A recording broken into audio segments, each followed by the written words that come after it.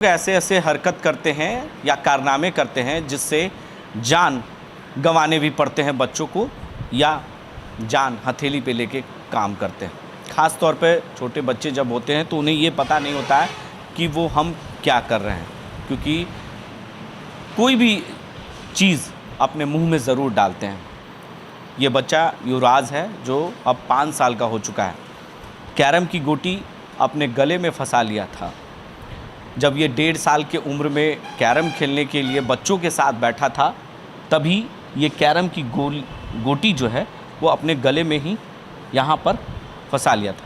युवराज कहाँ का रहने वाला है ये सब जानेंगे, और इस सफलता के पीछे का राज भी हम जानेंगे, क्योंकि डॉक्टर सरफराज के मदद से एक बड़ी सफलता हाथ लगी है। इस बच्चे की ज़िंदगी बच चुकी है, और ऐसे में हम उन शख्स डॉक्टर साहब से भी मिलवाएंगे। पहले उनके पेरेंट्स से बात करते हैं और जानते हैं कि आखिर ये बच्चा कैसे अपने गले में गोटी डाला था। पूरे वाक़या और पूरी बात हम बच्चे युवराज के माता पिता हैं यहाँ पर मौजूद, उनसे हम जानेंगे कि आखिर ये बच्चा कैसे गले में गोटी डाल दिया था। वहाँ सर बच्चे लोग खेल रहा था, ठीक, बच्चे लोग खेल रहा था तो वहाँ तो खेलते खेलते गोटी जैसे मारने के बाद कैरम बोर्ड को गोटी तो उड़ ही जाता है। उड़ने के बाद बाहर गया, मान के यहाँ कैरम बोर्ड खेल रहा है, वहाँ उड़ के गया। बच्चों लोग जन्मे के तरह रेंगते गया, उसको क्या पता है कि क्या है, वो सीधा खा गया। वहाँ पर सब बड़े लोग देखें तो वहाँ से हल्ला गदाल हुआ कि कैरम बोर्ड का गोटी खा लिया ये। तो फिर वहाँ से अकबकाने लगा ये, अकबकाने इतना अकबका रहा था ये कि उसको समझ में नहीं आ रहा था कि हम इसको क्या करें। तो इसको फ़ौरन इसको बनारस लगा। बनारस ले जाने के बाद साल की उम्र में इसको बनारस ले गए। 1.5 साल के जैसे खाया उसी तुरंत बनारस ले गए। हाँ, तुरंत ले जाने के बनारस BHU में इसको लगा। BHU में ले जाने के बाद वही ट्रीटमेंट चलाया, मान के चले 2-3 घंटा ट्रीटमेंट चलाया। फिर वो बोला कि इसको कोई प्रॉब्लम नहीं, आप घर ले जाइए। वही मान के चलिए ना कि CT स्कैन कराया, वही के देखने के बाद रिपोर्ट देखा, बोले इस कोई प्रॉब्लम नहीं है। तो फिर हम दवाई वही लेके हम आ गए घर आने के बाद उसको पिला रहे हैं, चाहे दूध पिला रहे हैं, तो उससे तो नाक से निकल रहा था वोमिटिंग।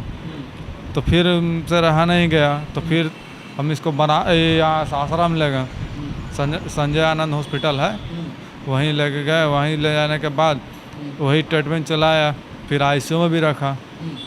सुई दवाई जितना हो रहा है इसको करवा रहे हैं। तो वहाँ बीमारी कोई नहीं पकड़ पाया। बीमारी तो कोई नहीं पकड़ पाए। वही मान के चलिए एक्सरे देखा, चाहे वहाँ का कहीं का रिपोर्ट दिखाया बनारस वाला, तो उसमें भी कह रहा है कि इसमें कुछ है ये नहीं है। तो बोला कि ठीक है, इसको कोई 15 दिन इसको ICU में रखा। 16वां दिन इसको वहाँ से सीधे कह दे कि आप जाइएगा, इसको कोई प्रॉब्लम नहीं, दवाई खिलाइए, ठीक हो जाएगा। फिर हम घर पर आ गए दवाई लेके। हाँ। और फिर उसके बाद डॉक्टर सरफराज के बारे में कैसे पता चला आपको? फिर इसका उम्र धीरे धीरे बढ़ता चला गया, लेकिन खाना पीना कैसे खा रहा था ये सर खिलाने के मान के चलिए ना, ये खाना खाने में बैठने के बाद मान के 2.5 घंटा 3 घंटा इसको खिलाने में लगता है।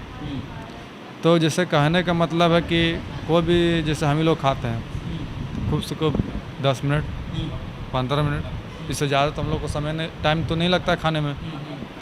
तो जैसे बच्चा है तो इसको कम से कम मैक्सिमम कम से कम आधा घंटा, इससे ज़्यादा तो हम लोग समय नहीं लगते बच्चों को खिलाने में। कहाँ के रहने वाले हैं? हम सर औरंगाबाद के रहने वाले हैं। औरंगाबाद से पटना पहुँचे? हाँ जी हाँ।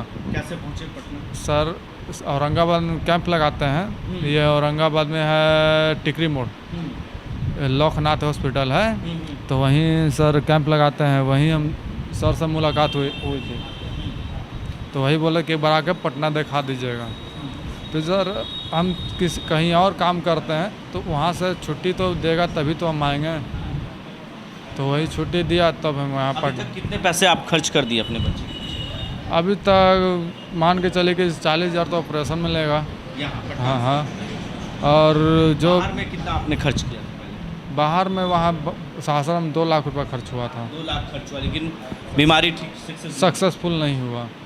और यहाँ अब तो कुछ कुछ होगा ना, उन लोग कुछ पकड़ ही नहीं रहे थे, ना कुछ सही बता रहे थे, सिर्फ इलाज पे इलाज, खाली इसका नाक से पाइप से डालकर मतलब ये कर रहे थे, सब चेक कर रहे थे। आपको लग रहा था कि आपका बच्चा बच पाएगा आपको जिस स्थिति में? नहीं, उस समय तो हमको नहीं उम्मीद था, मगर फिर भी जो काम किए नहीं लोग, तो फिर हम लोग कैसे बताएं? कुछ करते तब ना हम लोग रिस्क लेते, तो कुछ कर ही नहीं रहे थे, सिर्फ खाली इसका नाक से पाइप जा रहा था, पेट यहाँ से डालता था, सब पेट नाभि तक आता था इसका पाइप, इसको हम लोग पकड़ते थे, इलाज होता था, कुछ रिस्पॉन्स नहीं होता था अच्छा या ख़राब, खाली बोलते कि गोटी है नहीं, गोटी नहीं है, ठीक है बच्चा। तो आपको सरफराज सर के पर कितना भरोसा लगा कि हाँ डॉक्टर सरफराज के बारे में जब आप जाने तो आपको कितना भरोसा हुआ? क्योंकि बहुत सारे डॉक्टरों से आप तो इलाज करा चुके थे, तो भरोसा होना बहुत मुश्किल लग रहा होगा। जी, मगर हम लोग कंफर्म नहीं थे कि ये मतलब निकाल पाएंगे कि नहीं निकाल पाएंगे, और हमको पता भी नहीं था कि इसके अंदर कैरम की गोटी है कि नहीं है। हम लोग सोचे कि निकल गया होगा तो शायद उसके इन्फेक्शन से उसका जख्म बना दिया होगा या गिल्टी टाइप में हो गया होगा, कुछ भी मतलब, मगर कैरम का गोटी हम लोग को यकीन नहीं था। ये निकाले तब हम लोग विश्वास किए कितने कि घंटे ऑपरेशन चला? आधा घंटा। आधा घंटा? जी, आधे घंटे में ये काम हो गया जो आज तक 5 सालों तक बच्चे का नहीं हुआ। किया। जी, जो काम आधे घंटे में होना था वो 5 साल बीत गया। हो ही गया। तो देखिए, जो काम आधे घंटे में होना था वो 5 साल लग गया। यानी इस सफलता के पीछे का राज भी हम बताएंगे, और जिन्होंने इतनी बड़ी कामयाबी आज जो है हाथ लगी है, और कह सकते हैं कि एक छोटे बच्चे की ज़िंदगी बचाने के पीछे का राज कौन है, वो डॉक्टर साहब से भी हम मिलाएंगे, उनकी भी बातचीत उनसे भी हम करेंगे। चलते हैं। चलिए, वो शख्स हमारे साथ हैं और जिनका इंतज़ार आप बेसब्री से कर रहे थे, पहचान की मोहताज नहीं है डॉक्टर सरफराज, क्योंकि एक अच्छे डॉक्टर नाक और गले और कान के हैं, और भले आज तक कैमरे के सामने नहीं आए, लेकिन आज उन्हें कैमरे पे आने का मौका मिला है और बोलने का मौका मिला है। सर, कितनी खुशी हो रही है, इतनी बड़ी सफलता आपने? इस तरह का फॉरेन बॉडी तो हम लोग निकालते रहते हैं, लेकिन ये तुरंत आ जाता है। लेकिन इतने लंबे समय तक गले में रहना 3.5 साल तक, ये अद्भुत अद्वितीय एक विचित्र घटना है। ये संभवतः अंतर्राष्ट्रीय लेवल पे पहली घटना होगी इस तरह का। तो इसने कहा डॉक्टर को भगवान का दर्जा दिया जाता है, दूसरा रूप भगवान ही है आप। यानी एक बड़ी सफलता अपने हाथ कह सकते लगे, और इतना बड़ा ऑपरेशन आपने आधे घंटे में किया जो 5 साल तक बाकी डॉक्टरों ने लगा दिया, और उन्हें खोजने में ही समय लग गया। आपने कैसे खोज लिया? डॉक्टर तो भगवान नहीं होता, उसको भी भगवान के आशीर्वाद की ज़रूरत होती है। डॉक्टर ही एक काम है जो हर कोई कर सकता है। हाँ, तो फ़र्क है कि इसको अच्छे तरीके से पढ़ के उसको अप्लाई करके करना, यही डॉक्टर ही है। और बेसिकली ये तो कॉमन चीज़ होता है। बेसिक नॉलेज जो है, इससे मेडिकल साइंस से संबंधित बेसिक नॉलेज तो हर आदमी को होना चाहिए। लेकिन कितने घंटे लगे आपको ऑपरेशन में? निकालने में तो थोड़ा समय लगा, 4-5 मिनट लगा, और टाइटली फिट था इसलिए। लेकिन उसके बाद हल्का फुल्का ब्लीडिंग था, और सिक्वेयर करने में टोटल लगभग 10 मिनट लगा होगा। और ये बेहोशी से ये सब रिकवरी करने में टोटल लगभग जो है 20-25 मिनट में। तो कहने का मतलब है कि इन लोगों को लग रहा था कि आप ऐसा कर सकते हैं, क्योंकि बहुत जगह से ये घूम कर आए थे। इनको तो पहले विश्वास नहीं हुआ, 2 जगह जाके चुके थे, बनारस गए थे, उसके बाद दूसरे जगह आईसीयू में भर्ती भी रहे। वो तो इनको लग रहा था कि डॉक्टर साहब सही नहीं बोल रहे हैं, हम तो 2 जगह दिखा चुके हैं और इलाज में अच्छा खासा पैसा खर्च कर चुके हैं। तो इनको पहले तो मेरे बात पे विश्वास नहीं हुआ। विश्वास नहीं होने का हमको तो समझ में आ रहा था कि फॉरेन बॉडी है, विश्वास नहीं होने के कारण हम CT स्कैन कराए कि एक डॉक्यूमेंट्री एविडेंस हो जाएगा इनके पास, तो इसलिए CT स्कैन कराया। फिर भी ये विश्वास नहीं किए। फिर पढ़े लिखे अपने एरिया के आदमी उनसे बात किए, हम मेरा बात करवाए, तब फिर इनको विश्वास हुआ, उसके बाद मेरे पास आए। काफ़ी समय नहीं लगा, लेकिन क्योंकि आपके पास आने में बहुत वक्त लग गया, क्योंकि 5 साल बीतना और 1.5 साल में बच्चा कैरम की गोटी खाया, तो लगता था कि ये सफलता हो पाएगी, मुश्किल था।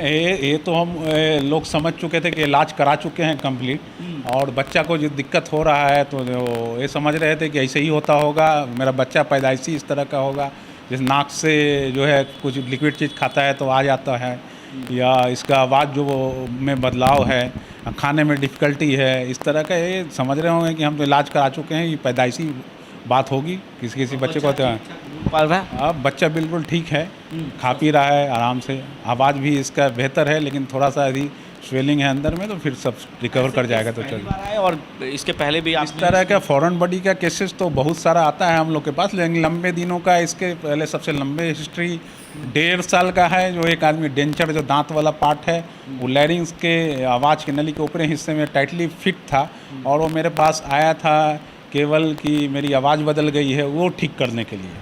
उसको भी हम लोग बताएं कि भाई उसको टीवी में दिखाएं कि आपका जो फंसा हुआ कोई चीज़ है, तो उसको यकीन नहीं हुआ, तो फिर उसको फिर हम निकाल के दिए हम लोग उसको। तो वो 1.5 साल, लेकिन ये 3 से छोटा बच्चा, उसकी उम्र 50 साल थी, लेकिन ये छोटा बच्चा इस तरह का जो 1.5 साल की उम्र में डाला हो और ये 5 साल 3.5 साल तक रहना एक अपने आप में अद्भुत और विचित्र घटना है।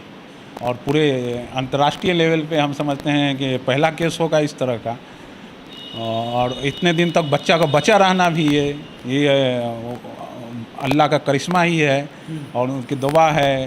अब बच्चे की मौत नहीं थी इसलिए बचा रहा ना, तो वहाँ से वो डिसलॉज होके सांस के नली में जाता है। इसका साइज़ बड़ा है 3 सेंटीमीटर, तो जाके डायरेक्ट जो है सांस की नली को बंद कर देता, तुरंत बच्चा का डेथ हो जाता, इसकी संभावना थी। दूसरा ये भी था कि अंदर चारों तरफ इन्फेक्शन स्लब बना हुआ था, तो उसका इन्फेक्शन जो है पूरे ब्लड में जाता, सेप्टिसीमिया हो जाता, तो उसमें भी मोर्टेलिटी रेट ज़्यादा है, बच्चे की मौत हो सकती थी, लेकिन ये अपनी किस्मत से बचा रहा। तो देखिए अपनी किस्मत से बचा रहा। मैम का भी पूरा सहयोग मिला आपको, मैंने देखा है तस्वीर में, मैम भी साथ नज़र आ रही है। मैम का आप कितना सर के साथ खड़े थे ऑपरेशन में? हाँ, मुश्किल था क्योंकि ये इतना पुराना हिस्ट्री था इसका, इसीलिए हम लोग को थोड़ा सा चिंता है। ऐसे तो हमेशा लगभग हर 2-4 दिन पे ऐसा केस आता ही रहता है।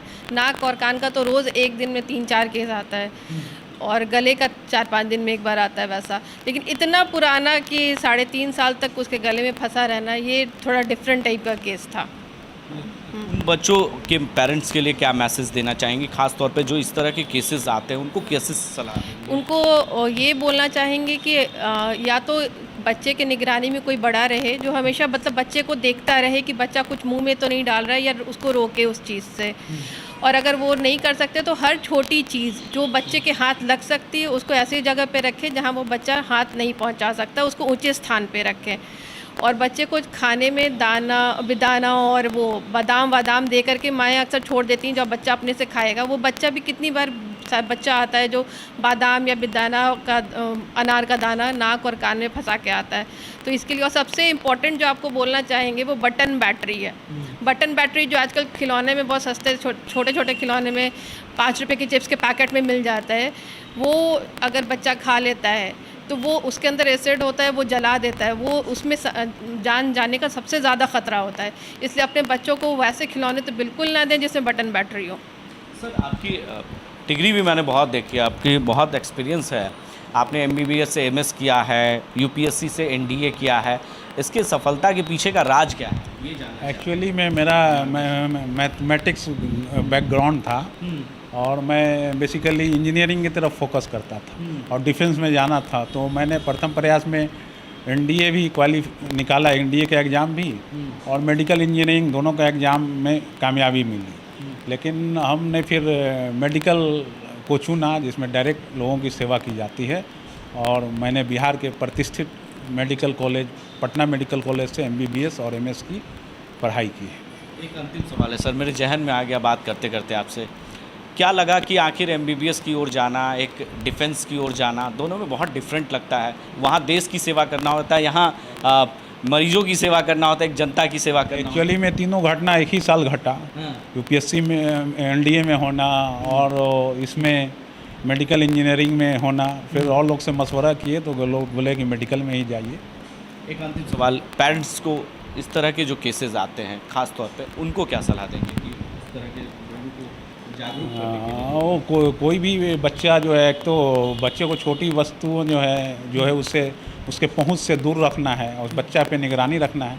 अगर कुछ बच्चा डाल भी लेता है नाक में, कान में, गले में, तो नज़दीकी जो ENT डॉक्टर हैं उनसे जाके मिलना है और उसको निकलवा लेना है इमीडिएट। चलिए, बहुत बहुत बड़ी एक इम्पोर्टेंट बात ये भी है, अगर बच्चा नॉर्मली खेल फिर रहा है और उसको अचानक से खाना खाने में दिक्कत हो रहा है या सांस लेने में दिक्कत हो रहा हो तो अचानक से ENT वाले डॉक्टर से मिलना चाहिए उसको। हाँ, क्या है कि अगर कोई उसको फीवर नहीं हो और सर्दी खांसी नहीं हो, अचानक से खाने में दिक्कत या सांस लेने में दिक्कत हो, तो इसका मतलब है कि कुछ बच्चा डाला हुआ है मुंह में के अंदर, है ना। तो देखिए इन्होंने बहुत अच्छी बात कही है कि छोटे बच्चों का खास तौर पर ख्याल रखें कि वो क्या खा रहे हैं, क्या पी रहे हैं, क्योंकि नाक और गले में जब फंस जाए तो आपको इसी तरह के कष्ट हो सकते हैं। और ENT के कोई भी डॉक्टर आपके नज़दीकी अस्पताल में हो तो उनसे ज़रूर सलाह लें, उनसे जाके मिलें। और देखा आपने कि डॉक्टर सरफराज और उनकी पत्नी जो हैं वो भी डॉक्टर हैं, तो ऐसे में ये एक बड़ी कामयाबी उन्हें मिली है। और जो उनके माता पिता हैं उनके लिए एक अपने बच्चे की दूसरी ज़िंदगी जो है मिली है और उन डॉक्टर ने एक बचाकर एक बड़ी कामयाबी प्राप्त की है। अपने सहयोगी वीडियो जर्नलिस्ट दिवाकर ठाकुर के साथ मैं संजय कुमार, लाइव इंडिया हर पल, पटना।